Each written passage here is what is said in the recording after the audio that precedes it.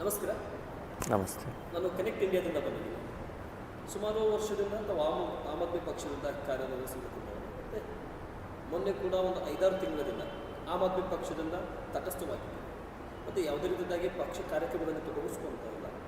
ಯಾಕೆ ಸರ್ ಈ ರೀತಿ ನಿಗೂಢವಾದಂಥ ಈ ರೀತಿ ಒಂದು ತಟಸ್ಥವಾಗಿರ್ತಕ್ಕಂಥ ವಿಷಯಗಳನ್ನು ಮತ್ತು ಮುಂದಿನ ರಾಜಕೀಯ ಭವಿಷ್ಯ 28ರ ಭವಿಷ್ಯ ಏನಾಗೋದು, ನಿಮ್ಮ ಹಿಂದುಗಡೆ ಇದ್ದಿರ್ತಕ್ಕಂಥ ನಿಮ್ಮನ್ನು ನಂಬಿರ್ತಕ್ಕಂಥ ಕಾರ್ಯಕರ್ತರ ವಿಚಾರ, ಯೋಚನೆ, ಆಲೋಚನೆ ಏನು?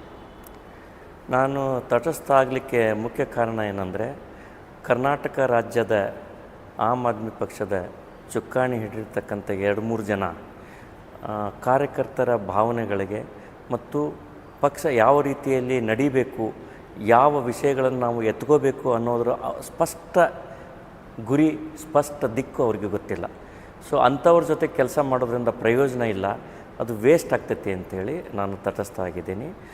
ಮತ್ತು ರಾಷ್ಟ್ರ ಮಟ್ಟದ ನಾಯಕರ ಜೊತೆಗೆ ನಾನು ಸಂಪರ್ಕ ಸಾಧಿಸಿದ್ದೀನಿ.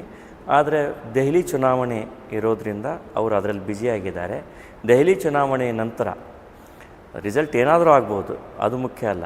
ಪಕ್ಷದ ತತ್ವ ಸಿದ್ಧಾಂತ ಭಾಳ ಮುಖ್ಯ. ಒಂದು ಇಲೆಕ್ಷನಲ್ಲಿ ನಾವು ಸೋತ್ಬಿಟ್ಟಿದ್ದೀವಿ, ಒಂದು ಇಲೆಕ್ಷನಲ್ಲಿ ನಾವು ಗೆದ್ದುಬಿಟ್ಟಿದ್ದೀವಿ ಅಂದರೆ ಮುಗಿದು ಹೋಗಲಿಲ್ಲ. ಒಂದು ಇಲೆಕ್ಷನಲ್ಲಿ ಸೋತ್ಬಿಟ್ರೆ ಜೀವನ ಮುಗಿಲಿಲ್ಲ. ಒಂದು ಇಲೆಕ್ಷನ್ ಗೆದ್ದುಬಿಟ್ರೆ ಸಮಾಜ ಬದಲಾವಣೆಯೂ ಆಗಲಿಲ್ಲ.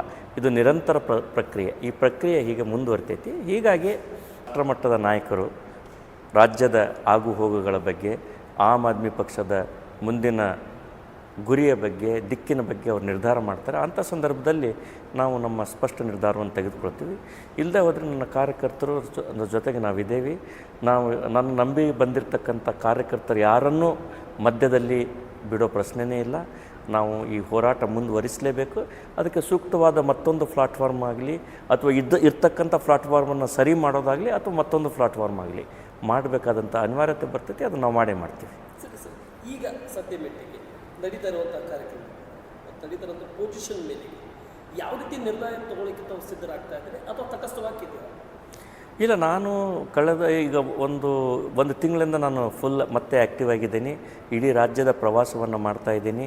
ನನ್ನ ಕಾರ್ಯಕರ್ತರಿಗೆ ನೋಡಿ, ಪಕ್ಷದ ಒಂದು ಪ್ಲಾಟ್ಫಾರ್ಮ್ ಭಾಳ ಮುಖ್ಯ, ಅದು ಒಪ್ತೀನಿ. ಆದರೆ ಅದ್ರ ಜೊತೆಗೆ ಸ್ಥಳೀಯ ಮಟ್ಟದ ಸಮಸ್ಯೆಗಳೇನಿದ್ದಾವೆ, ಸಾಮಾಜಿಕ ಸಮಸ್ಯೆಗಳೇನಿದ್ದಾವೆ, ಅವುಗಳ ಬಗ್ಗೆ ನಾವು ನಿರಂತರವಾಗಿ ಜಾಗೃತಿಯನ್ನು ಮಾಡೋದು, ಹೋರಾಟ ಮಾಡುವುದು ಇದು ಅನಿವಾರ್ಯ ಇದೆ. ಅದಕ್ಕೆ ಅದು ನನಗೆ ಬೇಕಾಗಿರ್ತಕ್ಕಂಥ ಸರ್ಕಾರ, ನನಗೆ ಬೇಡಾಗಿರ್ತಕ್ಕಂಥ ಸರ್ಕಾರ ಅಂತಿಲ್ಲ. ಬೇಕಾಗಿರ್ತಕ್ಕಂಥ ಸರ್ಕಾರ ಸ್ವಲ್ಪ ಈಸಿ ಆಗ್ಬೋದು. ಬಹುಶಃ ಈಗಿನ ಹೋಮ್ ಮಿನಿಸ್ಟ್ರು ಮತ್ತು ಚೀಫ್ ಮಿನಿಸ್ಟ್ರು ಜೊತೆಗೆ ನನ್ನ ನೇರ ಸಂಪರ್ಕ ಇರೋದರಿಂದ ನನಗೆ ಮೊದಲಿನಷ್ಟು ಕಷ್ಟ ಆಗಲಿಕ್ಕಿಲ್ಲ. ನಾನು ಒಂದು ಫೋನಲ್ಲೇ ಹೇಳ್ಬೋದು. ಆದರೆ ಹೋರಾಟ ಮಾಡಬೇಕಾದಂಥ ಅನಿವಾರ್ಯತೆ ಬಂದರೆ ಅದನ್ನೂ ಮಾಡ್ತೀವಿ.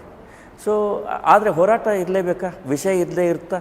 ಹೀಗಾಗಿ ನನ್ನ ಪಕ್ಷ, ನನ್ನ ಜೊತೆಗಿರ್ತಕ್ಕಂಥ ಕಾರ್ಯಕರ್ತರಿಗೆ ಯಾವಾಗಲೂ ನನ್ನ ಸವಿನಯ ಪ್ರಾರ್ಥನೆ ಏನಿದೆ ಅಂದರೆ, ನಾವು ಯಾವ ತತ್ವವನ್ನು ನಂಬಿದ್ದೇವೆ, ಯಾವ ಸಿದ್ಧಾಂತ ನಂಬಿದ್ದೇವೆ, ಅದಕ್ಕಾಗಿ ಹೋರಾಟ ನಮ್ಮದು ಖಂಡಿತವಾಗಲೂ. ನನ್ನ ಸರ್ಕಾರ ಬಂದ್ರೂ, ಸಪೋಸ್ ನಾನೇ ನಾಳೆ MLA ಆದ್ರೂ ಸಹ, ನಾನು ತಪ್ಪಿದ್ರೆ ನನ್ನ ವಿರುದ್ಧ ಹೋರಾಟ ಮಾಡಿರಿ ಅಂತ ಹೇಳ್ತೀನಿ. ಈ ಹೋರಾಟ ಇದೆಯಲ್ಲ, ಇದು ಯಾವಾಗಲೂ ನಿಮ್ಮನ್ನು ಜೀವಂತವಾಗಿಡ್ತೈತಿ ಮತ್ತು ಜನರಿಗೆ ನ್ಯಾಯವನ್ನು ಕೊಡ್ತೈತಿ. ಇದು ನಾವು ಕಂಟಿನ್ಯೂಸ್ ಮಾಡ್ತೀವಿ.